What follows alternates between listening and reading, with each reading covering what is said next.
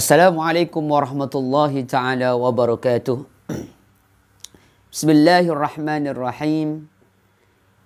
Innal hamdalillah nahmaduhu wa nasta'inuhu wa nastaghfiruh. Wa na'udzu billahi min sururi anfusina wa min sayyiati a'malina. May yahdillahu fala mudilla lah wa may yudlil fala hadiya lah. Ashhadu an la ilaha illallah wahdahu la syarika lah. Wa ashhadu anna Muhammadan abduhu wa rasuluh. Allahumma salli wa sallim ala sayyidina Muhammadin miftahi babi rahmatillah. Adada ma fi ilmillah salatan wa salaman daimaini bidawami mulkillah. Wa ala alihi wa sahbihi wa mawalah. Wala hawla wala quwwata illa billah. Rabbi shrah li sadri wa yassir li amri wahlul 'uqdatam min lisani yafqahu qawli. Amma ba'du. Sahabat BMS TV, sahabat BMS Indonesia yang dirahmati oleh Allah.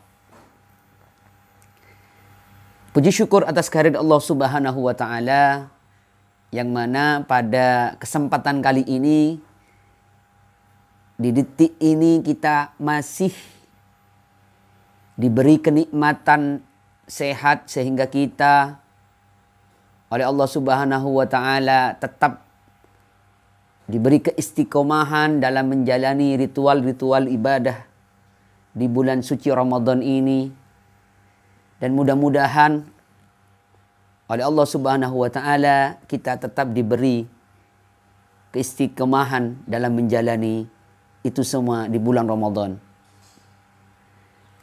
Salatullahi wassalamuhu semoga tetap tercurah limpahkan kepada junjungan kita Nabi besar Muhammad sallallahu alaihi wasallam, karena beliau adalah merupakan sosok manusia yang telah membawa kita dari alam kegelapan menuju alam yang terang benderang, yang telah membawa kita dari alam jahiliyah menuju alam ilmiah, sehingga kita dapat membedakan perkara yang hak dan yang batil dengan tuntunan dinul Islam yang telah dibawa oleh beliau.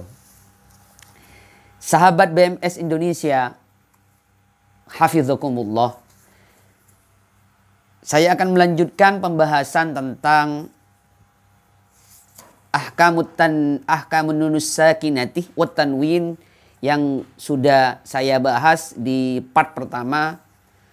Dan kali ini saya akan melanjutkan di bacaan atau hukum nun mati dan tanwin yang bertemu dengan huruf hijaiyah yang 28 di bacaan idgham. Kemarin saya menyebutkan bahwasanya idgham itu ada dua. Yang pertama idgham bi gunnah dan idgham bila gunnah.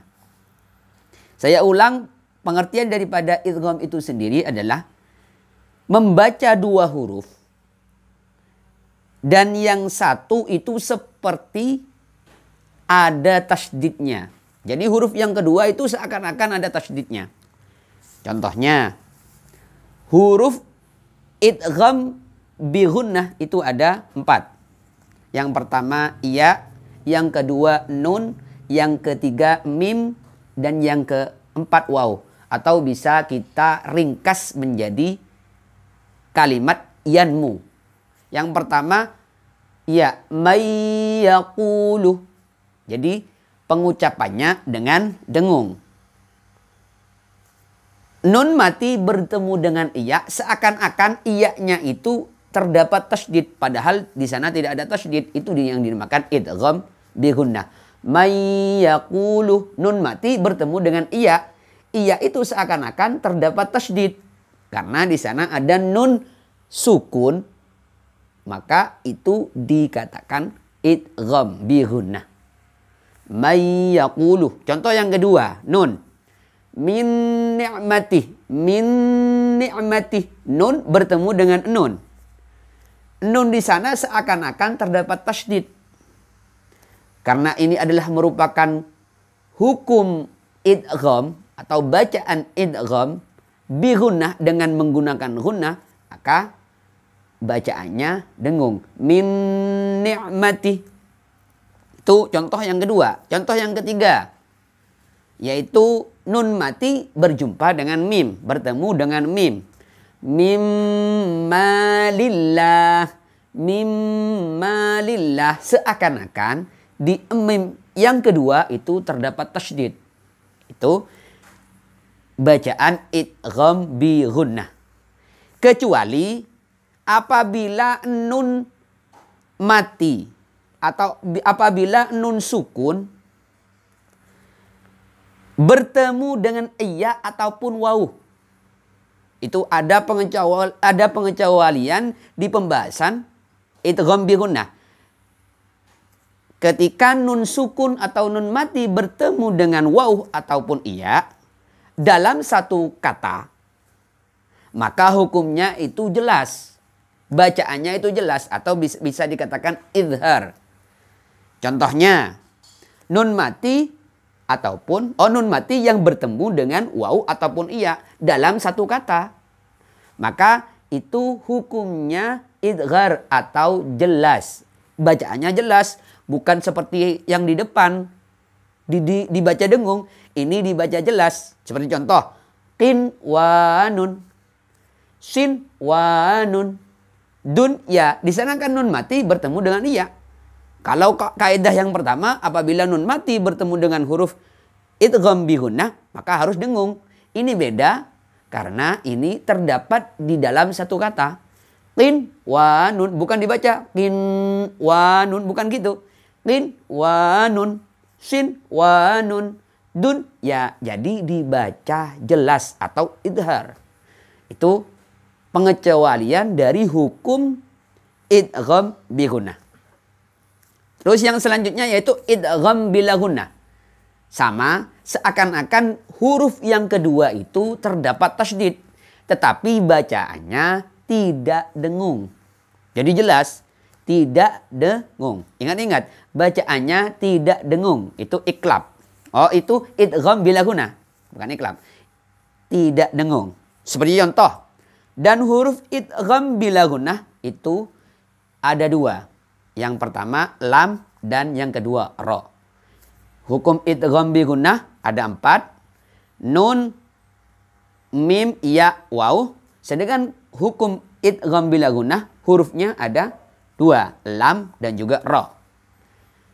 Contoh daripada hukum bacaan idgham bila gunnah. Nun mati bertemu dengan lam. Min ladunhu, mir rabbihim. Oh, maaf. Min ladunhu, mir rabbihim. Yauma idilla khabir. Yauma idilla khabir. Samaratir rizqa. Itu hukum nun mati atau tanwin yang bertemu dengan huruf idgham bila gunnah. Jadi itu pembahasan dari hukum nun mati dan tanwin, yaitu idgham yang dibagi menjadi 2. Yang pertama idgham bi gunnah dan idgham bila gunnah. Lanjut di hukum nun mati dan tanwin yang bertemu dengan huruf hijaiyah yang 28, yang nomor 3 yaitu iklab. Apa itu iklab sendiri? Pengertian daripada iklab itu adalah membaca nun mati atau tanwin seperti mim mati. Membaca nun mati atau tanwin seperti mim mati. Itu pengertian ringkas daripada bacaan hukum iklab. Contohnya, dan huruf dari iklab itu sendiri hanya 1. Contohnya, ambihum, ambihum, mim ba'di, sami'un basir. Itu yang terdapat di dalam Al-Quran. Jadi seakan-akan padahal ini adalah nun mati. Nun mati bertemu dengan eba. Dan bacanya seperti halnya kita membaca mim. Itu hukum iklab itu sendiri. Jadi mungkin itu pembahasan untuk kali ini. Dan akan dilanjutkan juga nanti di part selanjutnya. Dan dari saya cukup sekian, dan jangan lupa tetap pantengin channel YouTube BMS TV, dan jangan lupa di subscribe, like, di share ke semua sosial media agar kita tetap istiqomah membuat video agar bisa bermanfaat untuk semua. Amin, amin ya rabbal alamin. Akhirul kalam dari kami. Assalamualaikum warahmatullahi taala wabarakatuh.